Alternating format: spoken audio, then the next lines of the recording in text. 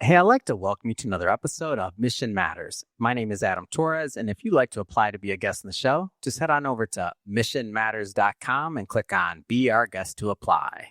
All right, so today I have Karen on the show, and I am in downtown Los Angeles at the Latina Tutor event for NAREP. Let me tell you, I don't miss this. My second year in a row. I'll be here next year, too. It's one of these huge events, and NAREP puts it on, and it's one of their key events of the year. So, Karen, first off, welcome. Thank you so much. All right. So you were on a panel today, a panel of authors. First, how did the panel go? Talk to me about it. It was amazing. It was so inspirational. It was wonderful to sit alongside other authors who had very inspiring messages for everybody. Now, you're part of this, I believe it's a book club and with Gabby, and there's a whole, tell me the ecosystem. How'd you get connected with NAREP, the Latino Tutor event? Tell me the backstory.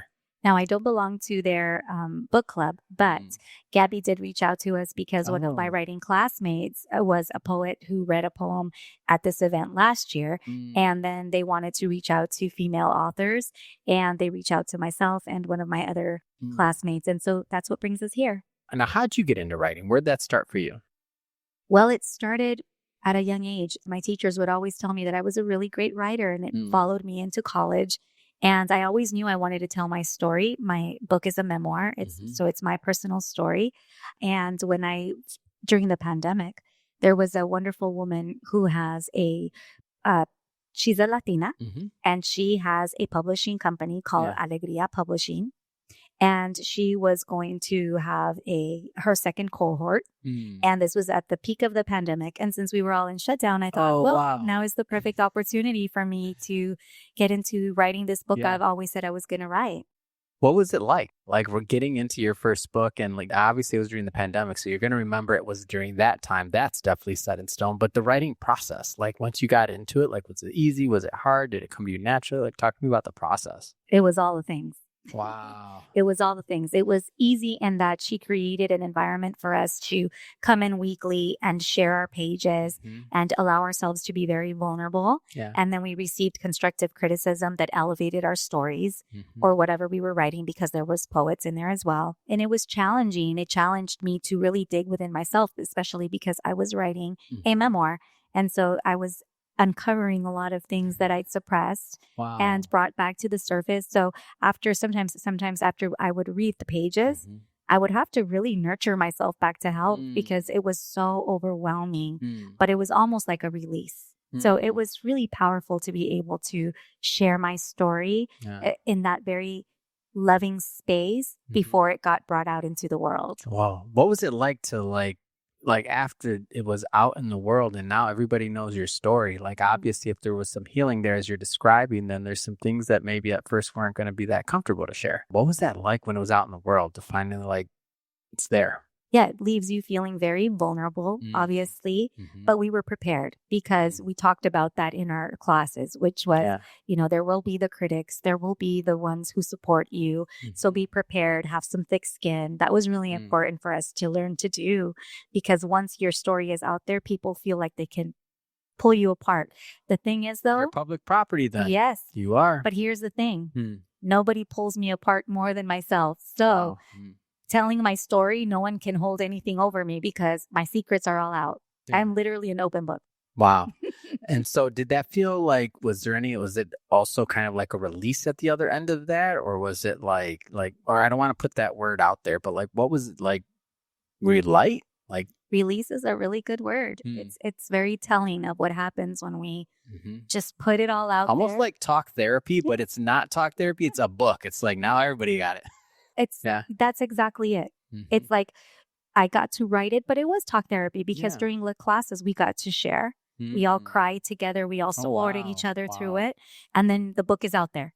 And once it's out there, there's no going back, right? Yeah. So you just kind of hold. He's out of the bottle. And in the beginning, you kind of hold your breath going, oh, how's this going to go? But then you're like, no, you know what? I decided to do it and there's a reason for it. And if I can make a difference or help somebody feel less alone, I've done my job. If there was any takeaways or a theme throughout the memoir that you hope that your readers would walk away with, what would that be?